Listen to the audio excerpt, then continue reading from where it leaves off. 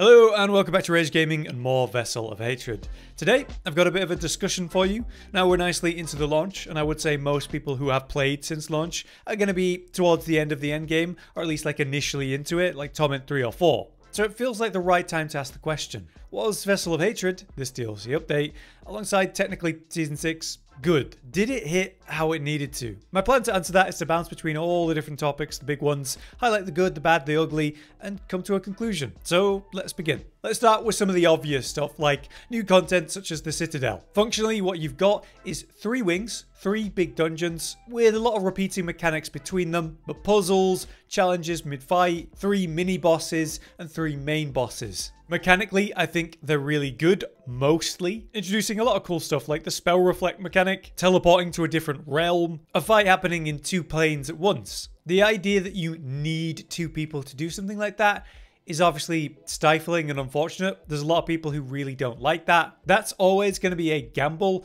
but I do think, at least from my perspective, it's paid off. I mean, after all, you compare the Citadel as a weekly challenge for rewards compared to, what we've had for the entire duration of the game, world bosses, which are just irrelevant and so forgettable. This is a lot more interesting, but it also requires a lot more time, a lot more effort, especially on Torment 4 where it's really hard. Things like poison are still so clearly overtuned when I've got like more than 70% resistance in Torment 4 for poison and it's still basically killing me instantly if I don't chug a load of potions. It's kind of busted. Stuff like the mechanic tweaks that I'd like to see for, say, teleporters. Why don't they give us immunity while you've got to stand there like a lemon waiting to teleport? Better hope the boss doesn't throw one of its random mechanics at you and kill you, or you have to choose to not take the teleport and miss it. So yeah, there's definitely things to tweak mechanically, such as say the rewards for Torment 4 clears. I'd like to see that pushed even harder. Every drop being a guaranteed GA from the weekly cache if you clear it in Torment 4,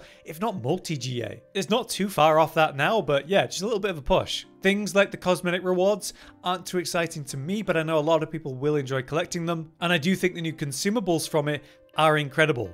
Things with the Citadel coins you can buy, like the elixirs and incense in particular, really strong stuff, but limited by, your weekly clear and the limited amount of currency you can run. So not overpowered per se, just really good, but limited in supply. Overall, I really like the Citadel. It definitely needs some different tweaks, but I think that's fantastic for a new version of totally new content. Meanwhile, you have the Undercity, which, to be honest with you guys, is really not for me, but I do respect its improvement over the Gauntlet and its purpose. It's weird, the Gauntlet was so bigged up for so long and it took so long for them to get it out, only for it to fall flat so fast because ultimately it's just content that people weren't into. There were plenty of people that did get into it, but what we've got with the Undercity is an updated Gauntlet with essentially relevant rewards, even targetable rewards with the tributes. So it's undeniably useful, but as a form of content, something about it just doesn't rub me the right way. But I think it's a clever update to the Gauntlet to bring that back into relevance, to save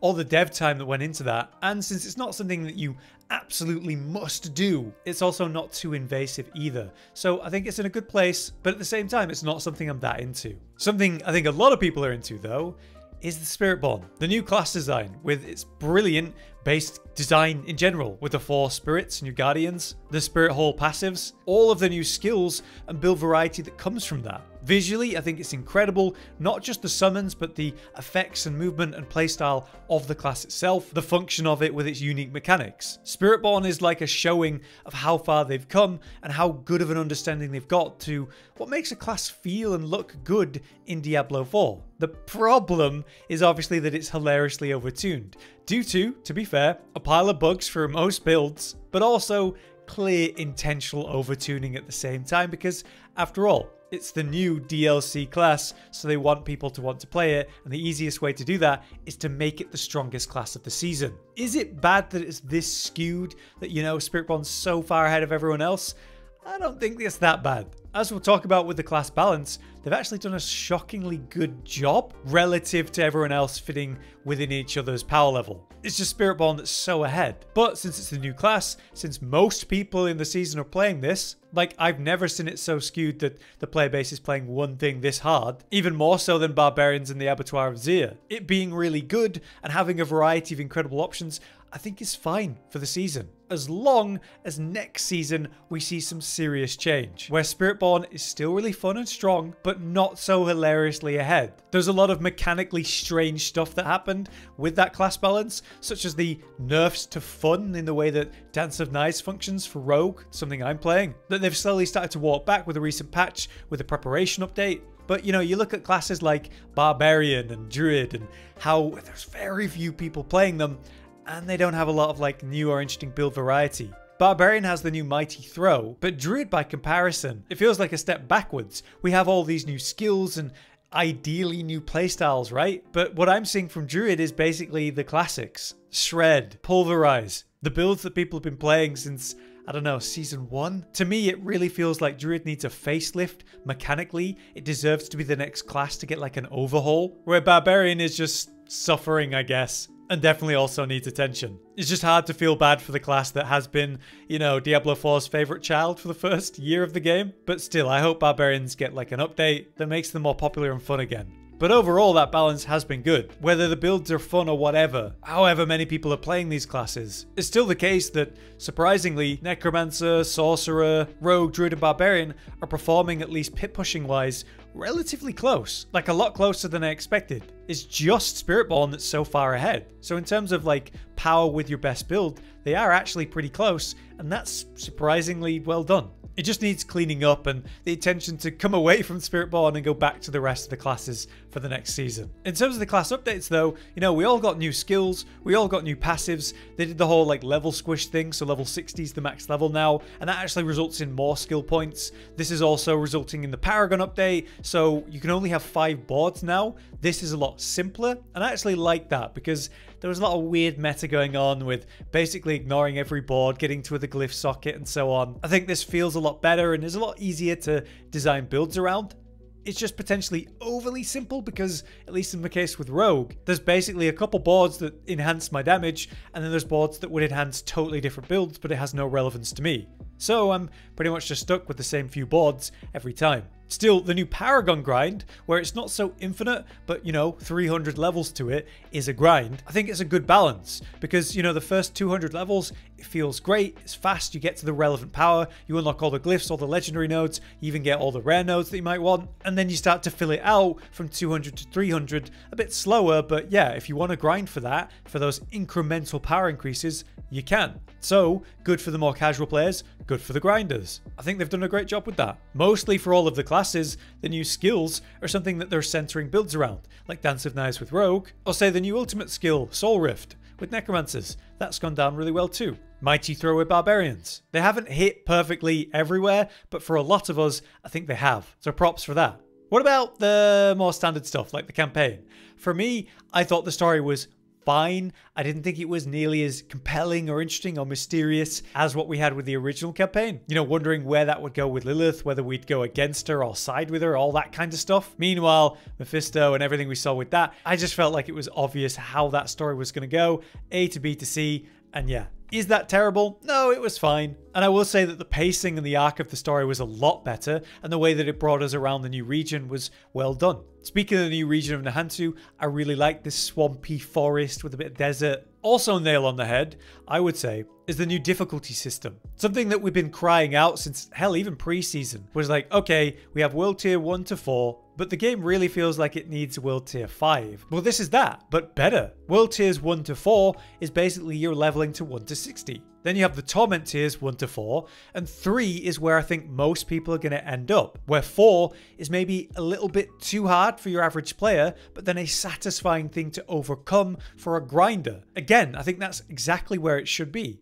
The people that want to experience everything at a high level, get really good drop rates, achieve all of the stuff they want to, get the gear, they can in Torment 3. But if you're a real grinder that wants to struggle for the difficulty and overcome it and have like slightly better odds at rewards, then yeah, Torment 4's right there. Obviously, class balance plays into this. Spiritborn has basically been treating Torment 4 like it's Torment 2, and that's a bit off, but it gives them a great foundation to work on, and as long as they get the class balance a bit better in the next season overall for all 6, yeah, I think it's a great thing to build on, and even better than us just getting World Tier 5.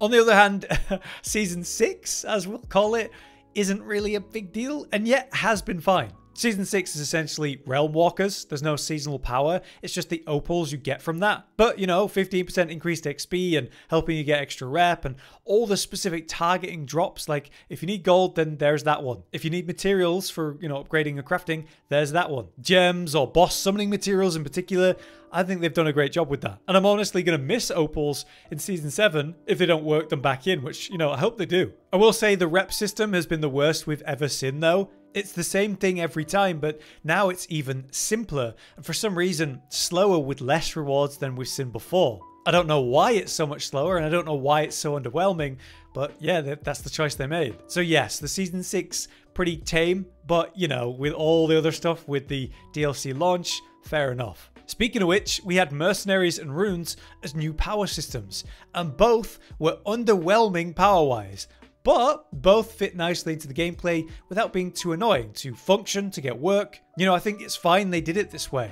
It means your mercenary doesn't decide your build. It means your runes don't decide your build. They just kind of work into it as something minorly useful or relevant. Take with runes, for example, with my rogue. I get perks by proccing an ultimate, but my ultimate's on like a 40 or so second cooldown. Well, if I use a rune that's also technically an ultimate from a different class, every time I proc that, I proc the perks that I get by using an ultimate. And that feels really good. It doesn't decide a build, but it like enhances what I'm currently doing. Same for the mercenaries. If I just really need attack speed, there's a mercenary that's going to give me that. If I really need lucky hit, there's a mercenary for that. Rahir's been a godsend while, you know, initially gearing up, doing hard content, and relying on his Bastion bubble. So yeah, none of them really have huge impact or decide builds. So yes, underwhelming is a fair way to describe them, but I do think they fit nicely into the gameplay without being stupidly invasive. How will they rebalance this in Season 7? I don't know, but I do think they're like pretty close to what feels good, and that's all you really need. One of the last topics I want to mention is the new itemization. You've got a separation now of normal items and ancestral. Sacreds were removed from the game, and so normal items max out at 750, and then ancestrals are just 800 by default. So if you get an ancestral drop, it's relevant. Maybe it just comes with higher resistance and that's valuable. Maybe it's a weapon, so hey, 800 eye level, maybe that's more important than any affixes that are on it. The fact that ancestrals are just your greater affix gear, it simplifies stuff so much. I think it's fantastic overall. Now, there are some itemization issues in terms of, say, masterworking seemingly always being overly brutal on materials. There's always something that's an issue, whether it's iron chunks or obdusite or, you know, forgotten souls they recently buffed. It feels like you never get enough of something or everything every time. So a little bit more rebalancing around that would feel good. But I think the new itemization they did in this season, yeah, I didn't expect it to be that way, but I really like what they've done.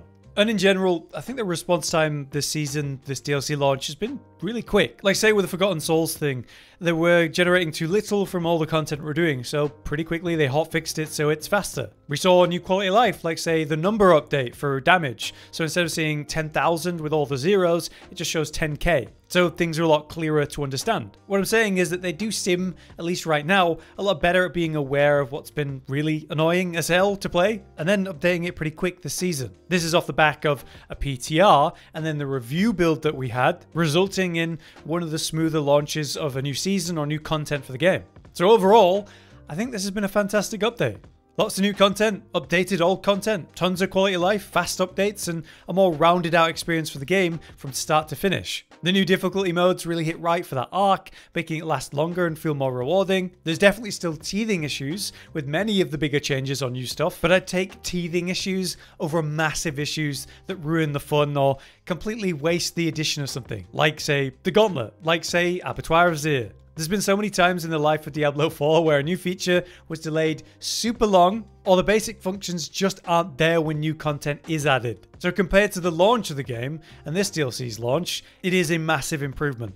So here's hoping we see this continued progression in Season 7, and you know, they address the current issues in smart ways. I do think Diablo 4 is in the best state it's ever been, big picture, and that's a huge relief after what has been a bit of a year of serious ups and downs. But yeah, let me know what you guys are thinking of Vessel of Hatred. But for now, I've been Hollow, you've been you. Thanks for watching. Josh, Cotton, and Hollow with the videos, dropping the humor like a hammer on your tippy toes, bringing entertainment on a daily arrangement to take our insanity and turn it into entertainment. Yes, I said entertainment twice, to reiterate that it is nice to look into your faces on a mostly daily basis when you let us in your homes to make the whole world a stage. Goodbye.